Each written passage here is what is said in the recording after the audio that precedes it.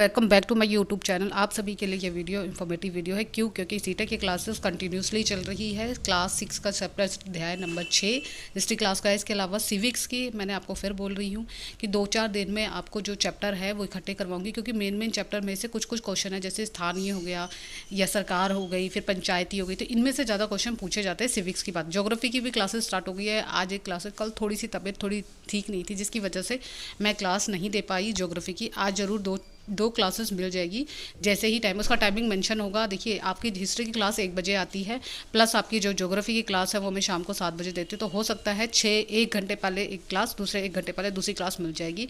उसमें कुछ नहीं करना है, सिर्फ आपको पढ़ना है और अपने खुद के नोट्स बनाने हैं। यही इंपॉर्टेंट होता है, एनसीईआरटी को डीपली पढ़ना।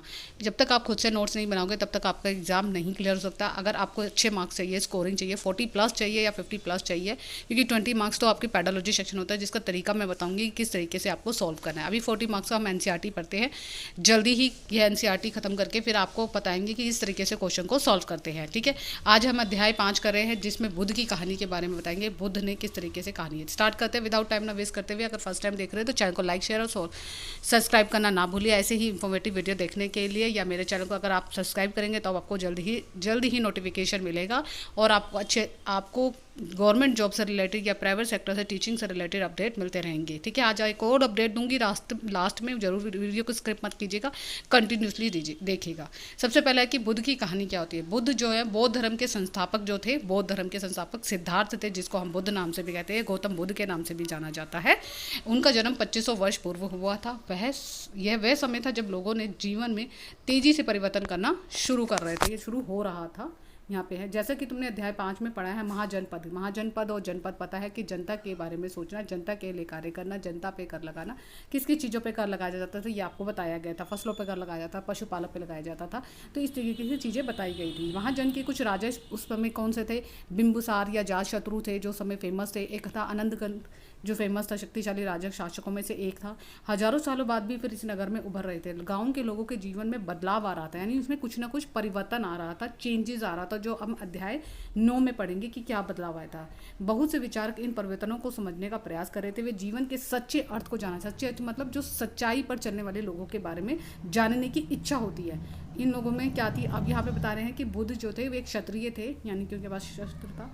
शास्य नामक एक छोटे से गण से संबंधित थी। युवा अवस्था में ज्ञान की खोज में उन्होंने घरों के सुखों को छोड़ दिया। अनेक वर्षों तक भ्रमण करते रहे और अन्य विचारकों से मिलकर चर्चा करते रहे।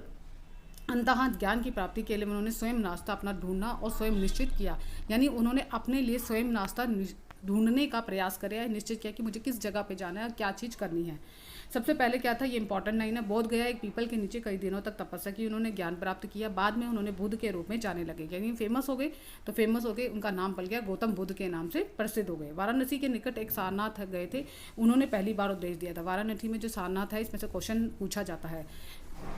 कुशीनारा ने से मृत्यु से पहले वे शेष जीवन वहीं पैदा किया, यानी एक जगह से दूसरी जगह यात्रा करते थे, लोगों को शिक्षा देते थे, लोगों को सच्चे मार्ग पर चलने की शिक्षा देते थे। तो इसी वजह से उनका नाम गौतम बुद्ध नाम से हुआ। लोगों को शिक्षा में व्यतीत करते थे, लोगों को ज्ञान की शिक्षा देते कि किसी तरह से हमें जीवन बिताना चाहिए। आगे कह रहे हैं, आगे देखिए, आगे कह रहे हैं बुद्ध ने शिक्षा दी यह जीवन। अब उन्होंने क्या शिक्षा दी, ये इंपॉर्टेंट है। बुद्ध ने शिक्षा यदि कि जीवन कष्टों और दुखों से भरा हुआ है, और ऐसा हमारी इच्छा और लालसा मानी होती है कि हमें किसी चीज़ की लालसा होती है, इच्छा होती है, बार बार में हम किसी की क्या कहते हैं, हमें हमारी इच्छा अगर पूरी नहीं होती तो हमें उसकी इच्छा की और होती है। इसका कारण क्या होता है, कभी कभी हम जो चाहते हैं वह प्राप्त करने के बाद भी संतुष्टि नहीं मिलती, यानी हमारी जो क्यूरियोसिटी होती है वो ख़त्म नहीं होती, हमें कुछ ना कुछ चीज़ें नहीं मिलने की इच्छा होती है। इच्छा मतलब यहाँ पे कह रहे वस्तु को पाने की इच्छा लगती है, और बुद्ध ने इस लिप्सा को, यानी कि इस लिप्सा इंपॉर्टेंट है, को तृष्णा कहा है। बुद्ध ने शिक्षा दी कि आत्मसंयम अपना कर, यानी अपने ऊपर कंट्रोल रखकर ही हम इच्छा की मुक्ति पा सकते हैं। हम बार बार उस इच्छा को प्रकट नहीं कर सकते। अगर हम अपने मन पर कंट्रोल कर लेंगे तो हमारी इच्छा भी धीरे धीरे कम होती जाएगी।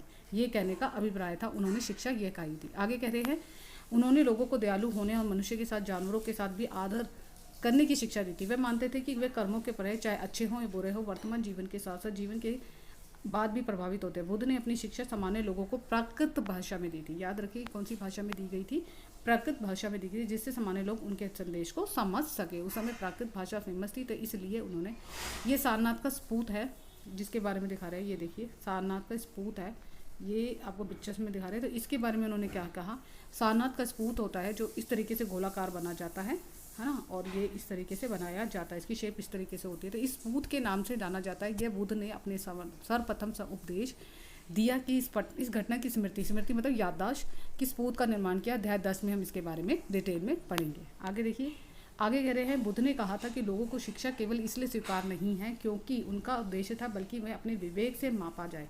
मतलब वो कह रहे हैं कि अपने कंट्रोल होना चाहिए, हर चीज़ की ये होना चाहिए कि हमें इच्छा नहीं करनी चाहिए। देखिए ये कहानी दी गई है जिसके बारे में हमें इतना इंपॉर्टेंट नहीं है, सिर्फ ये जो मेन चीज़ें हैं। भारत दर्शन की 6 पद्धति यानी षड दर्शन सदियों में भारत द्वारा सत्य की खोज की प्रतिदिन दर्शन 6 शाखाओं में किया गया था, जिसमें से 6 शाखाएं कौन कौन सी थी?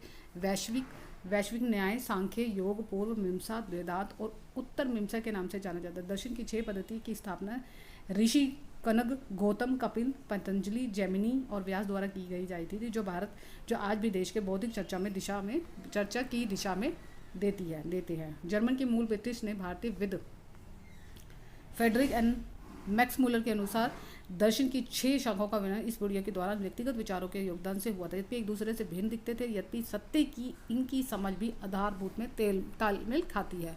तो ये इतना सिर्फ स्टेटमेंट है कि आपको पढ़ना है। कुछ चीज़ें ऐसी होती है जो हमें, अब उपनिषेध क्या होते हैं, उपनिषेध आपको पता होना चाहिए। इसी समय बहुत सारे अन्य चिंतक भी दार्शनिक प्रश्न का उत्तर खोजने के प्रयास कर रहे थे। उसमें से कुछ मृत्यु के बाद भी जीवन के बारे में जानना चाहते थे, जबकि अन्य यज्ञों की उपयोगिता के बारे में जानने को उत्सुक थे। मतलब उनके मन में जिज्ञासा थी कि आगे क्या होगा, मृत्यु के बाद भी जीवन है या नहीं है, इसके बारे में जिज्ञासा उनके मन में थी। इनमें से अधिकांश चिंतकों का मानना था कि इस विश्व में कुछ तो ऐसा है जो स्थायी है, जो मृत्यु के बाद भी बचा रहता है। आगे कह रहे हैं, उन्होंने वर्णन किया आत्मा और ब्रह्म सार्वभौम आत्मा के रूप में किया जाता है। वे मानते थे कि अंतः आत्मा ही एक ब्रह्म है, यानी आत्मा और ब्रह्मा दोनों एक ही है। ऐसे कई विचारकों का संकल्प उपनिषेदों में लिया गया है। उपनिषेद एक उत्तर वैदिक ग्रंथ था जिसमें हमें गुरु के समीप, इसका अर्थ होता है उपनिषेध, मतलब आपके गुरु के समीप बैठना। इन ग्रंथों को अध्यापक विद्यार्थियों के बीच में बातचीत का संकलना किया गया था कि वे हमारे वार्तालाप यानी बातचीत करके इस चीज़ के बारे में बता सके कि उपनिषेध किस चीज़ के लिए दिया जाता है। आगे देखिए, बुद्धिमान भिखारी की एक कहानी दे रखी है, इसको पढ़ने की जरूरत नहीं है, हमें मेन पढ़ना है। चर्चा में भाग लेने वाले उस समय कौन कौन थे जो बुद्ध धर्म के साथ जुड़े हुए थे और वो कैसे शिक्षा देते थे। जो इन चर्चा में भाग लेने में पुरुष ब्राह्मण थे, राजा होते थे, कभी गार्गी, आपला, घोषणा, मैत्री जैसी स्त्री पुरुष विचारक होते थे, इनका नाम है। जो विद्वता की जानी जाती थी और वाद विवाद में भाग लिया करती थी। निधन व्यक्ति इस तरह के वाद विवाद में सम्मिलित नहीं होता क्योंकि उनका हिस्सा बहुत ही कम मात्रा में होता था। इस प्रसिद्ध अपवाद की सतकाम जमाल का एक नाम उनकी दासी थी, उनकी माँ का नाम था दासी थी, उनकी माँ का नाम पड़ा था और उसी के आधार पर सतकाम ने मन में सत्य की जानने की तीव्र जिज्ञासा उत्पन्न हुई थी। गौतम बुद्ध के ब्राह्मण ने उन्हें विदाती के रूप में स्वीकार किया। वह अपने समय के सर्वाधिक विचारकों में से एक बन गए, इसके बारे में जिक्र किया गया है। उपनिषेध के कई विचारकों का विकास बाद में उन्होंने शंकराचार्य द्वारा किया गया, जो हम साथ तय में पढ़ेंगे कि उन्होंने कौन से उपनिषेध को माना था और उन्होंने कौन कौन से संघ की स्थापना की थी। ये इंपॉर्टेंट है। व्याकरण विद जो होती है पाणिनि ने दी थी, उन्होंने एक खोज की थी, विद्वान ने खोज की थी। उन विद्वानों में पाणिनि ने संस्कृत भाषा के व्याकरण की रचना की थी। उन्होंने स्वरों और व्यंजनों को एक ही क्रम में, एक विशेष क्रम में रखकर सूत्र को यानी आधार मानकर सूत्रों की रचना की थी। ये बीज गणितीय सूत्रों से काफ़ी मिलती जुलती है। इनका प्रयोग संस्कृत भाषा के उपयोगों के नियम के लघु सूत्र यानी 3000 साल पहले शुरू किया गया था। अब जैन धर्म क्या थे? जैन धर्म के अनुयायी कौन थे? बुद्ध धर्म के तो आपको पता चल गया, गौतम बुद्ध था, उनका गण संप्रदाय था और उन्होंने किस तरह की थी, वो क्षत्रिय संप्रदाय देख के थे। इसी युग में था 2500 वर्ष पूर्व जैन के 24वें तथा अंतिम तीर्थ वर्धमान महावीर ने अपने विचारों का प्रसार किया। वंजी उनकी संघ थी और लिच्छवा कुल के क्षत्रिय राजकुमार थे। लिच्छवा कुल के याद रखना, क्षत्रिय थे और उन्होंने क्या किया था, आगे देखते हैं। राजा थे। संघ के विषय में तुमने 5 अध्याय में 30 उम्र की आयु में उन्होंने घर छोड़ दिया था। जंगल में रहकर अपना जीवन व्यतीत करते थे। कठिन और अकेले रहकर जीवन व्यतीत करते थे। बाद में उन्होंने ज्ञान प्राप्ति की। अब उन्होंने जो शिक्षा ली वो बहुत ही सरल तरीके से ली थी। देखिए उनका अभिप्राय है कि सरल शिक्षा ही, सत्य की जानने की इच्छा, स्त्री या पुरुष को अपना घर छोड़ना चाहिए, अहिंसा के नियमों को कड़े रूप से पालन करना चाहिए, किसी भी जीव को नष्ट नहीं करना चाहिए, किसी भी जीव की हत्या नहीं करनी चाहिए, किसी जीव को मारना नहीं चाहिए। महावीर का कहना था कि इंपॉर्टेंट लाइन है, ध्यान रखिए, कि सभी जीव जीना चाहते हैं जीवन के लिए, सभी के लिए जीवन प्रिय है। सभी जीव जीना चाहते हैं और सभी के लिए जीवन, यानी हमें किसी की भी हत्या नहीं करनी चाहिए। जीव हत्या पाप होता है, उसके बारे में साधारण जन और उसके अनुयायी शिक्षाओं को समझ सके। देश के अलग अलग हिस्सों में प्राकृत, वहाँ पे भी प्राकृत भाषा का उपयोग किया जाता है, यहाँ पे भी प्राकृत भाषा को अलग रूप में प्रचलित किया जाता है। प्रचलन क्षेत्र के आधार पर उनके अलग नाम थे। मगध में बोली जाने वाली 3 भाषाएं थी। मगध मगधी कहलाती थी। प्राकृत भाषा को मगधी भी कहा जाता था। जैन नाम से प्रसिद्ध महावीर ने अनुयायियों को भोजन करने की भिक्षा मंगवाकर सादा जीवन जीने की व्यतीत करते थे। वो कहते थे कि हमें सादा जीवन जीकर ही भोजन करना चाहिए। उन्हें पूरी तरह से ईमानदार होना चाहिए। उन्होंने चोरी से सख्त खिलाफ थे। ब्रह्मचार्य का पालन करना चाहते। स्त्री पुरुषों को वस्त्रों को त्याग देना ही वो सही समझते थे। आगे देखिए उनके क्या क्या और चीज़ें थी। उन्होंने अधिकांश व्यक्तियों के लिए बड़े कड़े नियम बनाए थे। उन्होंने हजारों व्यक्तियों ने कई जीवन शैली जानने की शिक्षा, घरों को छोड़ देना और अपने घरों में रह रहे भिक्खु और भिखुनी बनकर, यानी भिक्षा माने भोजन का तैयार कर सहायता करते रहे। मुख्यतः व्यापारी जैन धर्म के समर्थन करते थे। उस समय जैन धर्म किसानों के नियमों का पालन कठिन होता था, क्योंकि अपनी फसलों के लिए कीड़े मकोड़ों को मारने के लिए कीटनाशक दवाइयों का उपयोग किया जाता था, इसलिए उनके खिलाफ थे। बाद में सदियों में जैन धर्म उत्तर भारत के कई हिस्सों, गुजरात, तमिलनाडु, कर्नाटक आदि में क्षेत्र हो गया। महावीर अनुयायियों उसकी शिक्षा कई शताब्दी तक मौखिक रूप से रही, यानी मौखिक मतलब बोलते रहे, बोलने यानी मौखिक मतलब मौखिक रूप से, यानी बोल रही हूँ मैं इस समय, ये हमारा मौखिक रूप है। इस समय बोलकर वह अपनी शिक्षा देते थे। उपलब्ध जैन शिक्षाएं लगभग 1500 साल पहले गुजरात में वल्लभी नामक स्थान पर लिखी गई थी। याद रखना, गुजरात पूर्वी में वल्लभी नामक स्थान पर लिखी गई थी। जैन धर्म की एक शिक्षा दी गई थी 1500 वर्ष पूर्व पहले। अब यहाँ पे जैन धर्म का मतलब बता रखा है, तो यहाँ पे देख लेते हैं। जैन धर्म शब्द जिन शब्द से निकला, जिसका अर्थ है विजेता। विजेता मतलब जीतने वाला। ठीक है, आगे देख रहे हैं। आगे कह रहे हैं संघ। अब संघ दोनों बता रहे हैं कि संघ कौन कौन से थे, उन्होंने क्या क्या लिए थे। महावीर और बुद्ध दोनों ही मानना था कि घर का त्याग करना ही एक सच्चे ज्ञान की प्राप्ति हो सकती है। लोगों के लिए उन्होंने संघ नामक संगठन बनाया था, एक ग्रुप बनाया था जिसमें घर त्याग करके लोगों को एक साथ रहना सके। इस संघ में रहने वाले बौद्ध भिक्षुओं के बनाए गए नियम विनय पट्टिका नामक ग्रंथ में मिलते हैं। जो ये नियम बनाए गए थे, ये विनय पट्टिका जो थी उसमें मिलता है। विनय पट्टिका से पता चलता है संघ में पुरुषों और स्त्रियों के रहने की अलग अलग व्यवस्था की थी। सभी व्यक्ति संघ में प्रवेश ले सकते थे। हालांकि संघ में प्रवेश के लिए बच्चों को अपने माता पिता से, दादा दासियों से, स्वामी से परमिशन लेनी पड़ती थी। बिना परमिशन के वो वहाँ पे बेचते नहीं थे, अनुमति लेनी पड़ती थी। इसीलिए कर्जदारों को देवदारों से अनुमति लेनी थी। एक स्त्री को अपने पति से अनुमति लेनी पड़ती थी। वो समय की बात बता रहे हैं। संघ में प्रवेश लेने वाले स्त्री पुरुष बहुत सादा जीवन जीते थे। वे अपने अधिकांश समय ध्यान में करने में मदद बिताते थे। एक ही निश्चित समय में वे शहरों व गाँव में जाकर भिक्षा मांगते थे। यही कारण है कि भिक्खु और भिक्खु को कहते थे। प्राकृत भाषा में साधु और साधुनी कहा गया था। आम लोगों को शिक्षा देते थे और साथ ही एक दूसरे की सहायता भी करते थे। किसी तरह की आपसी लड़ाई और निपटारा के लिए प्रायः वे बैठक करते थे, यानी कि कोई भी चीज़ हो जाती है उसके वाद विवाद के लिए एक जगह बैठकर। उस संघ में कौन कौन प्रवेश कर सकता है? उस संघ में ब्राह्मण थे, क्षत्रिय थे, मजदूर थे, व्यापारी थे, नाई थे, गणिका थी, दास शामिल थे। इनमें से किसी प्रकार की भेदभाव नहीं किया जाता, सभी को एक साथ बैठने की अनुमति दी जाती थी। कई लोगों के बुद्ध शिक्षा के विषय में लिखा गया था कि संघ ने अपने जीवन में सुंदर और कविताओं की रचना भी की है। आगे कह रहे हैं विहार कैसे थे, जहाँ पे गुफाएं बना दी, जहाँ पे शिक्षा दी जाती थी, उसके बारे में बताया गया। जैन धर्म कैसे देते थे और बौद्ध धर्म।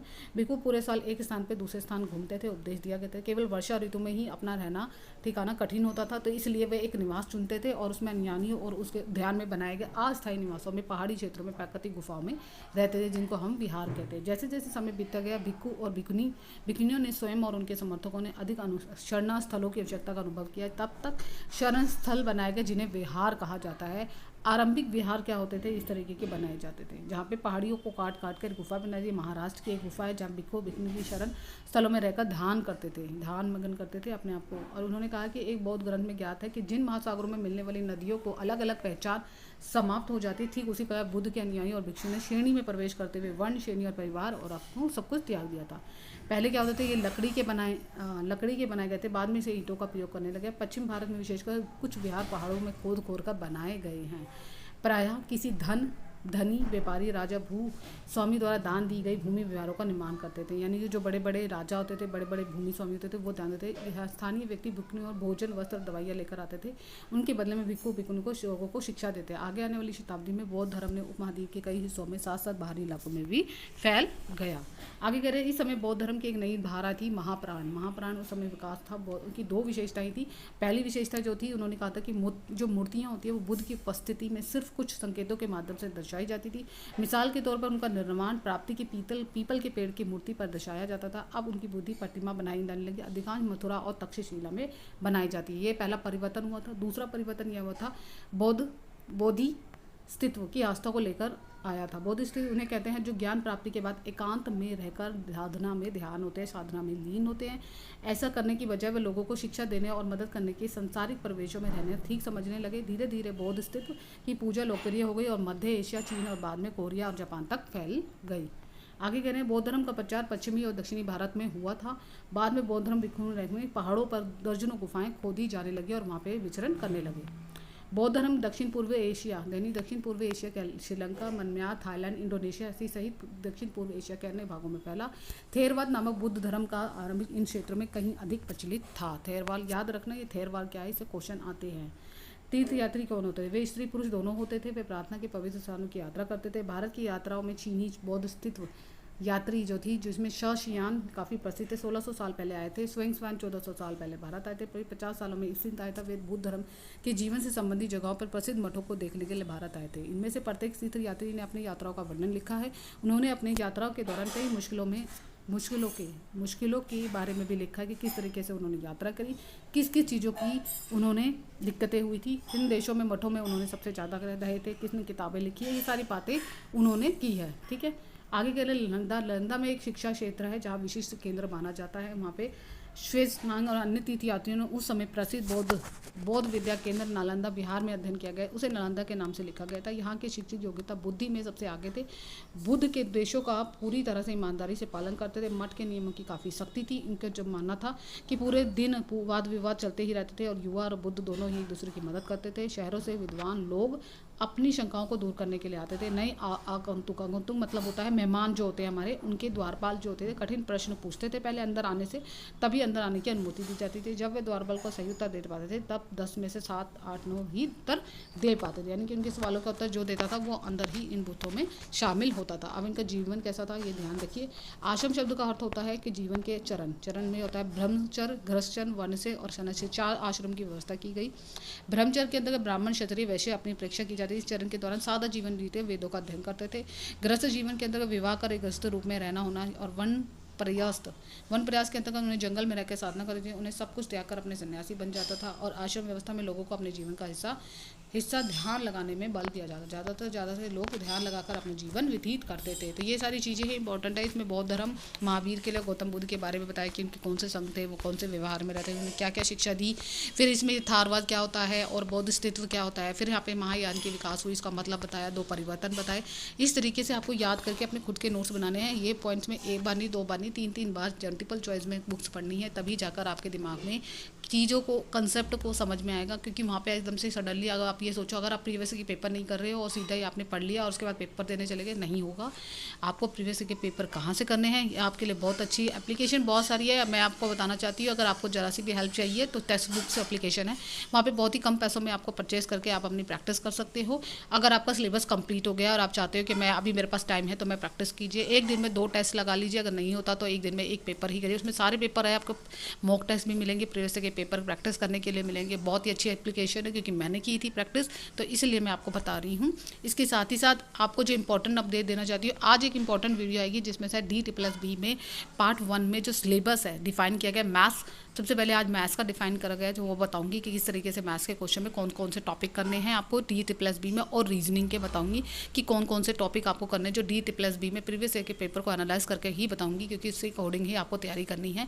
DSSB में PRT की वैकेंसी जल्दी आ जाएगी, 30 जून को जो है कह रहे हैं कि आसपास से आ जाएगी, क्योंकि आपको पता ही आज जो है वो 4 जून है और आज इलेक्शन का टाइम है और रिजल्ट का टाइम है, तो हो सकता है इसके बाद आपके कंटिन्यूसली एग्जाम होंगे। DSSB वेट नहीं करता किसी भी एग्जाम के लिए, वो कंटिन्यूसली नॉन टीचिंग के पहले होंगे, फिर आपके PGT के होंगे, फिर उसके बाद आपके TGT के, फिर लास्ट में PRT के होंगे। तो आप अपनी तैयारी कंटिन्यू रखिए। अगर आपने तैयारी नहीं की है, अगर मेरे चैनल से जुड़ना चाहते हैं तो मेरे चैनल से जुड़ के जाए। मैं हिंदी की क्लासेस स्टार्ट करने वाली हूँ जल्द ही, हिंदी ग्रामर की स्टार्ट करने वाली प्रैक्टिस के लिए, फॉर हिंदी लिटरेचर भी स्टार्ट करूँगी अगर ज़्यादा से ज़्यादा बच्चे कमेंट्स करेंगे। Thank you so much. Video को ना लंबा करते हुए बाय बाय, टेक केयर।